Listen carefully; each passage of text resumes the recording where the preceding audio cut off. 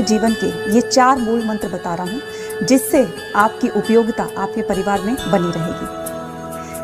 पहली बात, ज़्यादा नहीं बोलना चाहिए, क्योंकि ज़्यादा बोलने से बात बिगड़ने का खतरा भी रहता है और इससे तन और मन दोनों को हानि होती है। दूसरी बात, बुढ़ापे में कभी भी खाली नहीं बैठना चाहिए। कुछ ना कुछ जितना संभव हो सके थोड़ा थोड़ा काम करते रहना चाहिए, जिससे परिवार में आपकी उपयोगिता बनी रहे। तीसरी बात, बिना मांगे किसी को सलाह मत दीजिए, क्योंकि आप परिवार के अब करता धरता नहीं है, और जो भी करता धरता है वो आपकी बात को क्यों सुनेंगे, क्यों मानेंगे। इसलिए जब भी कोई सलाह मांगे तभी सलाह दीजिए। चौथी बात ये कि सहन करने की शक्ति को थोड़ा सा बढ़ाना चाहिए। छोटी छोटी बातों पर गुस्सा होना, रोना, ये सब नहीं करना चाहिए। याद रखना, सहनशीलता ही परिवार को एक कर सकती है।